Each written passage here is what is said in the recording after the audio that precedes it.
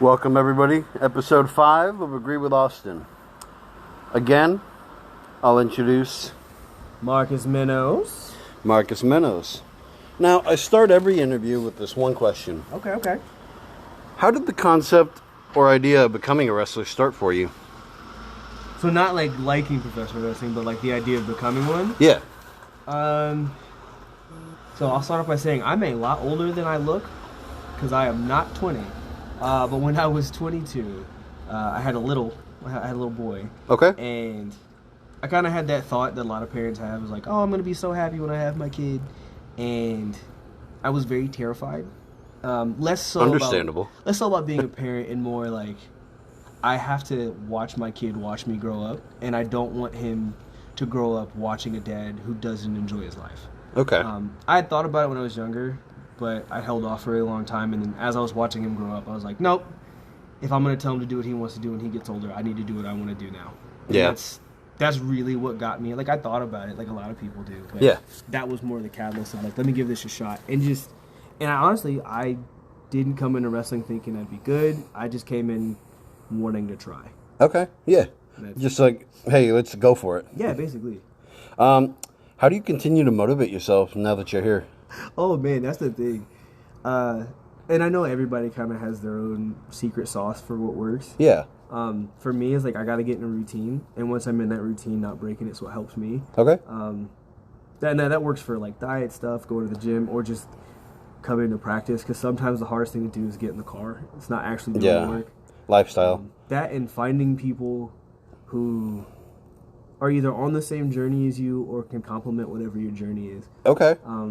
Aaron Berry is another. I'll preach about him to the day that I die. He's one of the most fun people to ride with. He's a good conversation, and also he's just a good dude. Yeah. Although, maybe not to everybody. But riding with people like that to like not only bounce ideas off of, but be like, hey, I'm not having a good day, week, month, year. Yeah. And having them there to uplift you and be like, hey, like I'm also struggling with the same thing is right beyond helpful. So yeah, routine and friends are big for me. Okay. So a lot of mine are more in-depth, make you think questions. Oh yeah, I love it. You're good, dude. If you could change one thing to improve the current wrestling landscape, what would it be? Right. So you gave me my soapbox, so I'm going to use it. I will preach this to the day that I die, and that is not just me coming from, I've been in wrestling for a little second, but this is also coming from just the normal business world. I do not like the level of transparency in wrestling. Okay.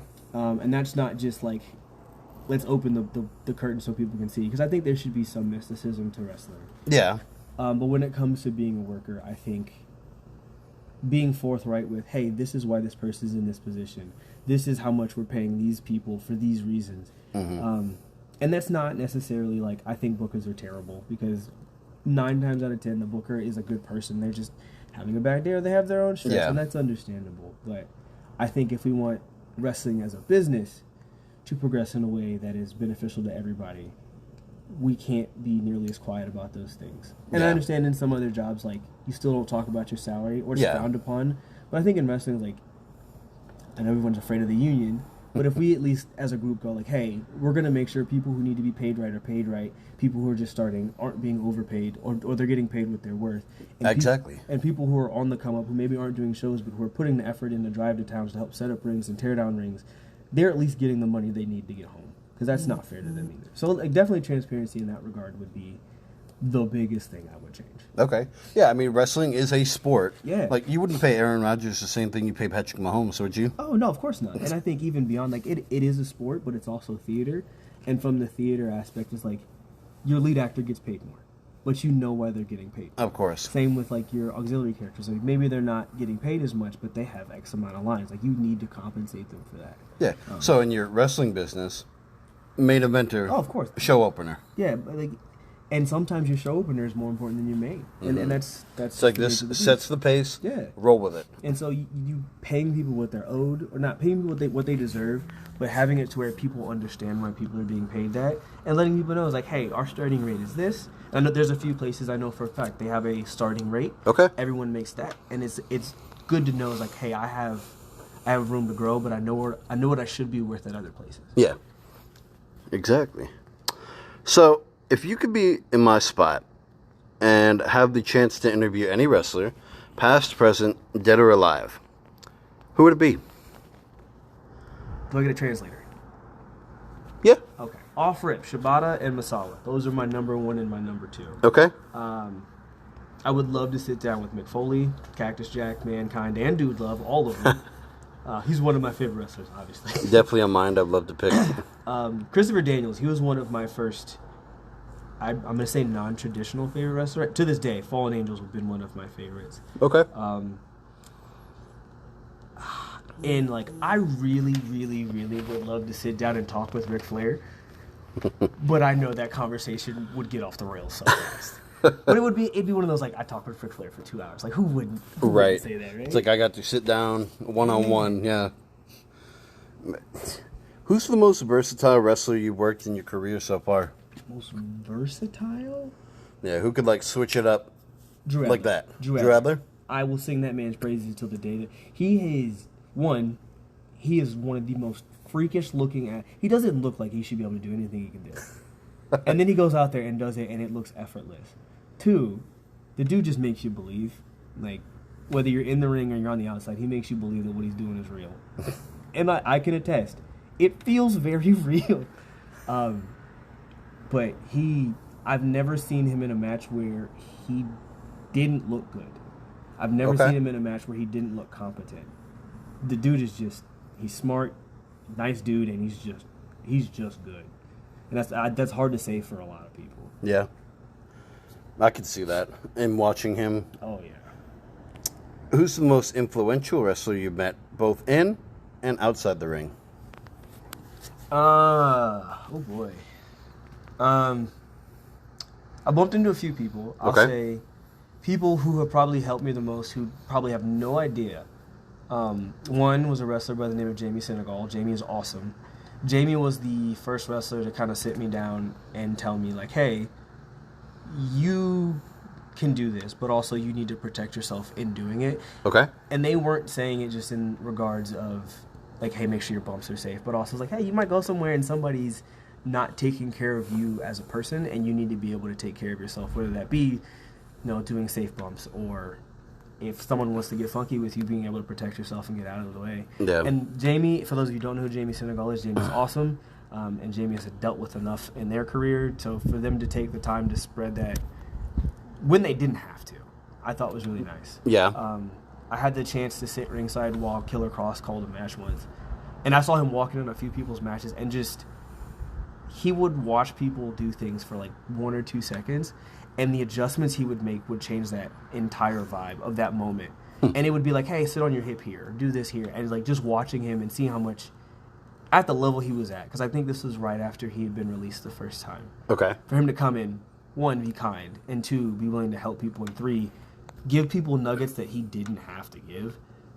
Seeing that from a perspective of like you can maneuver yourself in this business in a way that's kind and caring. Yeah. That was super influential. From a very like direct standpoint on me, I had a chance to sit down with Cheeseburger a few times, and he's extremely smart. He's very capable in what he does, and he understands how to make someone else better, whether it be in the match or from a training standpoint. He's been phenomenal. Okay. And Ethan. I'm never going to not say Ethan Case. He's awesome. Dude has completely changed the way that I worked for the better. All right.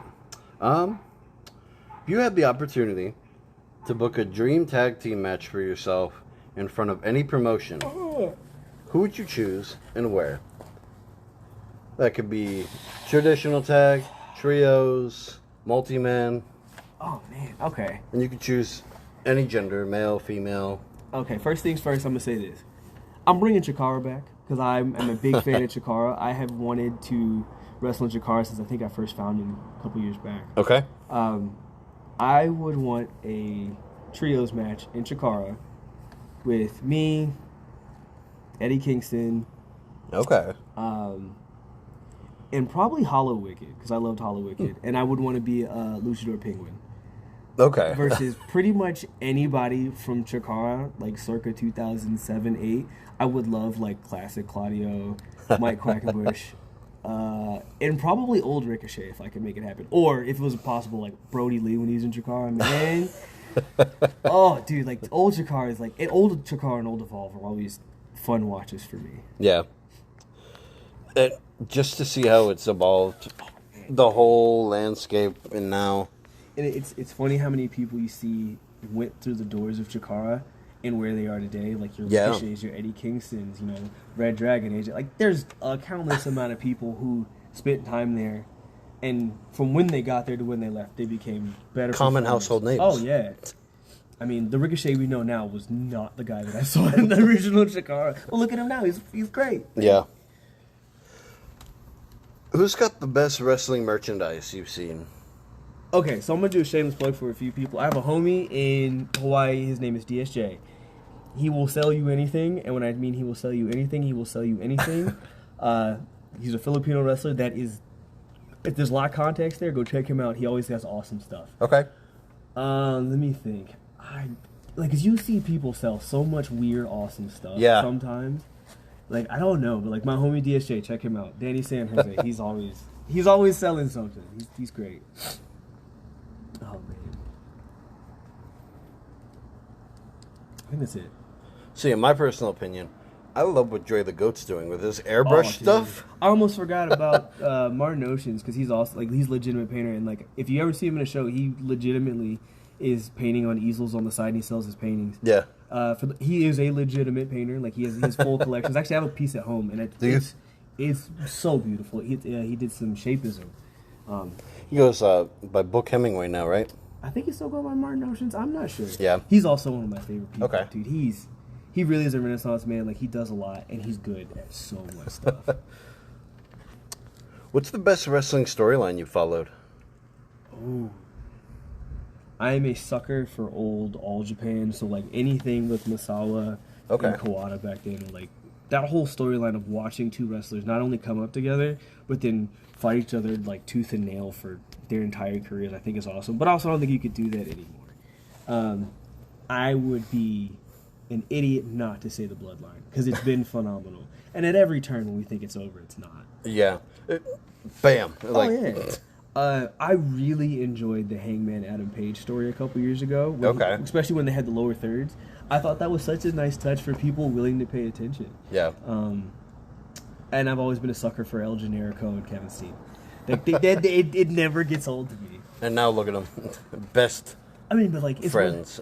They are probably the only two people I can think of who have managed to run a storyline outside of WWE and then immediately bring it over into WWE, albeit with a different person, because El Generico and Sami Zayn are not the same person. Drastically different. I don't care what anybody says.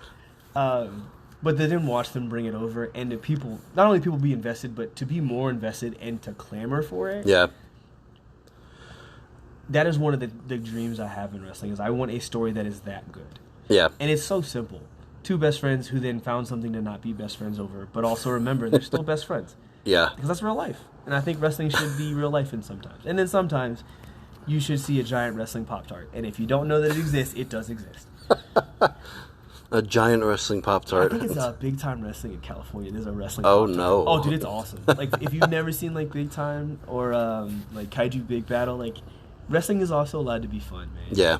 I had a cream pie match a couple months ago. Oh. Where it was literally an elimination, clown style. When you get hit in the face with the cream pie, you're eliminated. And it to this day has been one of the most fun matches I've ever taken. I've ever been a part of. It was awesome. Yeah, I was talking with Aaron Berry. He said something, a pot of gold on a pole match. Oh yeah, dude, it was awesome. They literally had a pot of gold hanging from a pole circa WCW 99. At some point, they knocked the gold out of the pot of gold on the floor, and it was chocolate, so chocolate got everywhere.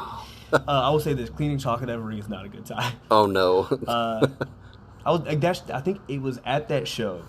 No, I wrestled before that, but the show before that, on that same show, I got slapped with pizza, and I wrestled an entire match with pizza sauce in my ear, and I had no idea. If you're not having fun watching wrestling, and we're not having fun wrestling, why are we all there? Yeah. It was stuff like that's the best, man. Besides yourself, who do you think has the best wrestling gear? Whether that's entrance or in-ring? Now, I'll say my old wrestling gear. that I still have. My overalls. Never seen anybody wear them since. I still got them, so don't try to steal my stuff. But I'll say at Palmetto, like I love Erica's gear. I also love Aaron Berry's like super simple gear. I love the old school kind of throwback. Dre has his own specific flavor, and so does Florida Man. Like there are so many people right now being daring, and not just what they do in the ring, but the way they present themselves. Like, I have a friend of mine who's a very big JoJo's fan who has some very interesting ideas for gear, and I really hope he does them because they're things I've never seen. Like if you're gonna be a wrestler, if you are a wrestler, let's have some fun, man. Try some different stuff. Yeah. And I gotta ask, why the bow? The bow? Why the bow? Okay. 2 reasons. One, because I'm pretty, and the bow makes me look prettier, obviously. And 2, because I get this question a lot, and I love that it gives people something to talk about. Yeah. If it's not the bow, it's the old school 3D glasses. Okay. And it's normally kids who are like, we don't understand the glasses, which I think is hilarious. Also, the dial-up, that I come out to dial-up, like, anyone over the age of 25 immediately laughs because they get it. Anyone under the age of 25 looks at me crazy, and I love it. But I just like, I think the bow is cool. Yeah. I'm very much, I love the idea of someone punching you in the mouth, but also being like, I'm very pretty. And I know that I'm pretty. And I'm going to look pretty while I kick your teeth in. Very much love it. Yeah. Pretty Deadly, perfect example. Yeah, Pretty Deadly is a good example. There's a plethora of people kind of towing that Tyler line. Breeze? I actually wasn't a fan of his. No? Not when he first started. Like, I was way more a fan of the Bruiserweight than him. Okay. And he's significantly grown on me. Like, he's so goofy. I love it, man. I love British wrestling. And if anybody doesn't watch British wrestling, look up Cara Noir. The dude is phenomenal. He is a wrestling ballerina, but it is not what you expect. It is amazing. Huh. Yeah, give him a look. So, what moves, in fear of real injury, will you not take or sell for? So, going back to the bow, that bow legitimately almost took my neck. Oh, no. I was wrestling, I think it was Alabama, and I took a Spanish fly, a running Spanish fly, and I always have my hair up in the bow. And I normally at some point get frustrated enough that I'm like, okay, this bow is bothering me, and I take it off. I didn't think about it, and he caught me in a Spanish fly, and because my hair was in a bow, it caught my bow and my hair, and it yanked my hair back. Oh, no. I thought my neck was broken. That has been the scariest. Like, I've taken a couple not great bumps, but that one was the one where I was like, okay, this could, I mean, like, you always know, like, wrestling can stop in an instant. That was the first time I went, oh, This is surreal, yeah. I almost didn't get to drive home. Yeah. I'll say this. I will take it again, but my hair will be down. Fair enough. There's a few other moves, but if the story calls for it and I feel prepared to do it, I'll probably do it. Like, I've done thumbtacks before. I've done, like, thumbtack bats, lemon juice and glass spots. Like, stuff like that, like, I've done. And, of course, they're not great. But, you know, you do things as safely as possible. And if you're confident in your training and your preparedness, like, you just kind of go out there and give it a shot. You know, this ain't ballet. It ain't supposed to feel great, but yeah. The way I see it, no 2 matches should be exactly the same as you go in. Oh, of course, it should never be the same going in. It should never be the same coming out. But you should always go into a match feeling prepared to do the match itself. Yeah. And if I don't feel prepared going into a match doing something in specific, I will do my best not to do it for my own sake and for the sake of the other person in the ring. Yeah. Because just like they're my responsibility, I'm also theirs. Mm-hmm. So me saying yes to something I'm not comfortable with is one of the dumbest things I can do. If you could choose a wrestler or a few wrestlers to have their own reality TV show, who would it be and what would you call it? All right, off rip, Dre the Goat. Okay, like Dre the Goat with a reality show would be hilarious. People I would love to see. One, if you don't follow Minoru Suzuki on Instagram, he's one of the most interesting people on the planet. Which surprisingly, he's super into fashion. So like a lot of his Instagram posts are him posting his fancy socks and like and watches and stuff. But he's also really big into anime. And apparently he's super cool with kids. I would love to see Murder Grandpa as a TV show. It'd be the greatest thing ever. I would love to see a show with someone like Triple H or a Tony Khan as well. Okay. Honestly, or someone like Scott D'Amore as well. Yeah. Someone who's I'd rather see a Scott D'Amore, to be honest. Someone who's, they're not running the biggest company in the world, but the company they're running is, or in Scott D'Amore's case was running, is known to have good wrestling and storytelling that people can like sink their teeth into. And a company that's kind of a little bit more willing to take some chances. Like, I'd love to see how that gets built behind the scenes. Mm-hmm. And that's just a wrestling nerd in me who wants to see that. But as just a wrestling fan, Minoru Suzuki all day. What would you call it? I don't know. It'd be like something like Mornings with Murder Grandpa, where we just like watch him make tea and get dressed for the day, and then go out and like walk little kids across the street to school. It'd be like the great. Like, I feel like he would be a traffic like conductor.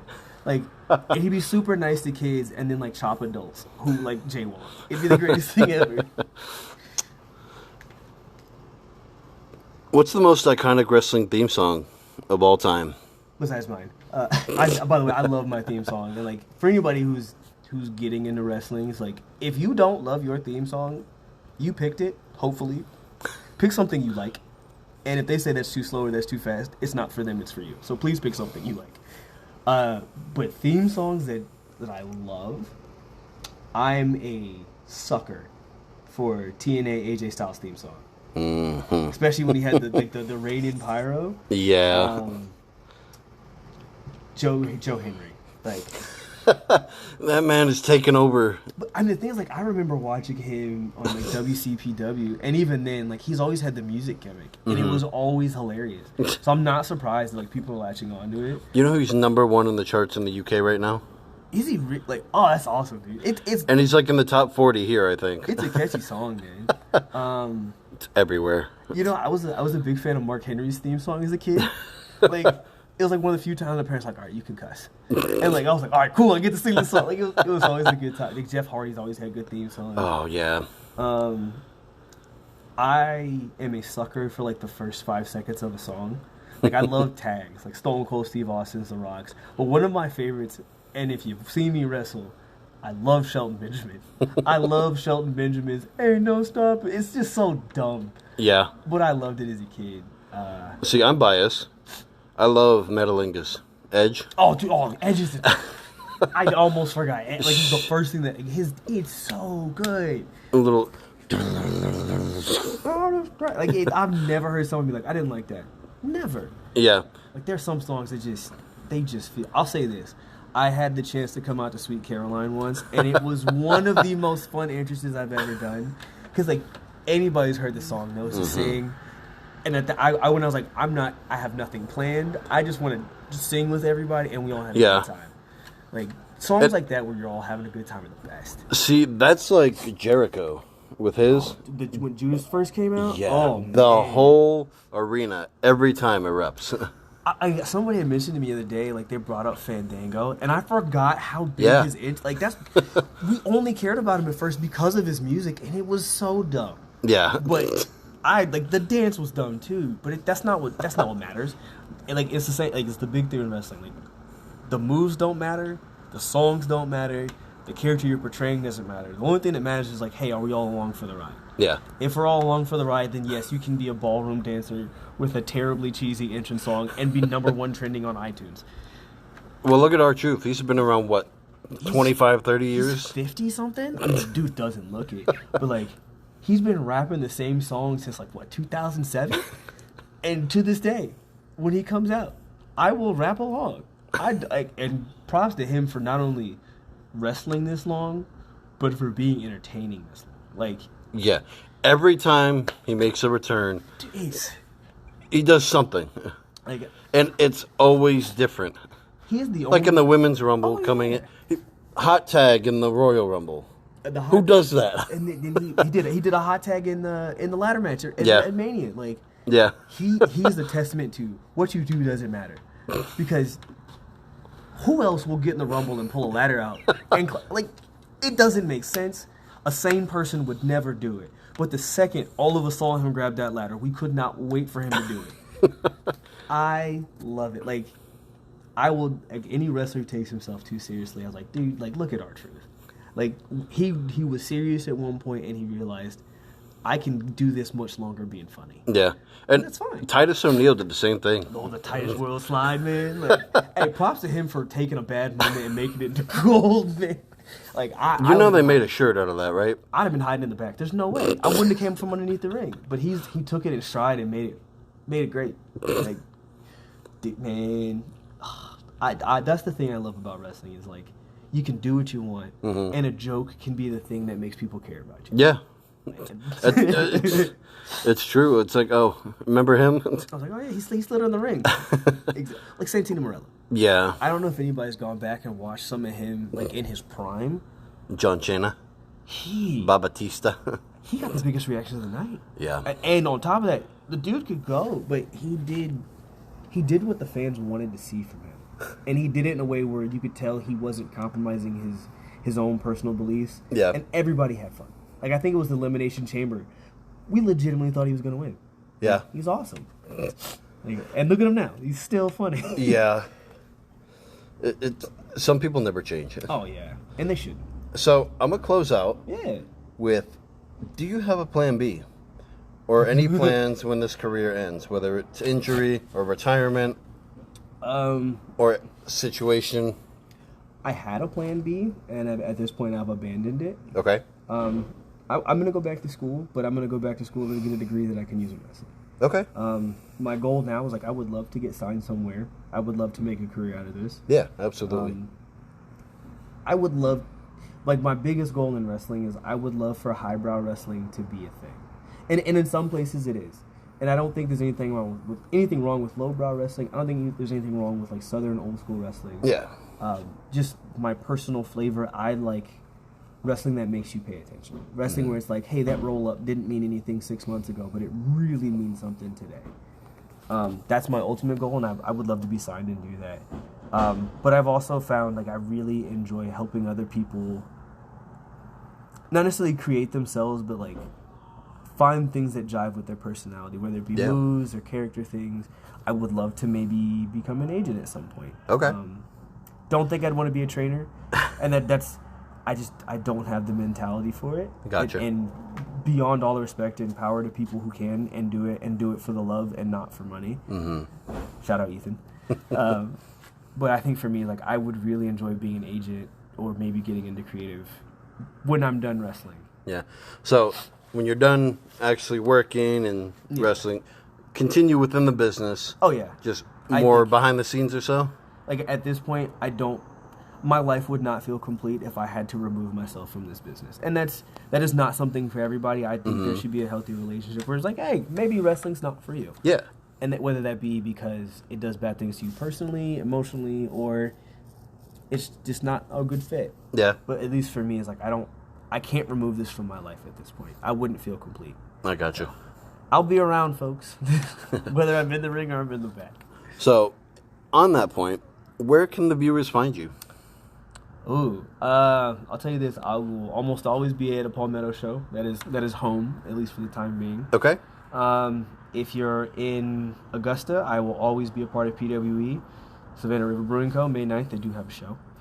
From time to time, I do bounce into Alabama. I'm making a move to Texas soon, so we'll see how that goes as well. Okay. But I'll be around South Carolina and Georgia for a while. Yeah. But yeah, PCW and PWE are the two main spots right now. Gotcha. And your socials, if they were to follow you online? The best place to get a hold of me is on Instagram, Marcus, Marcus _X _Menos, Menos.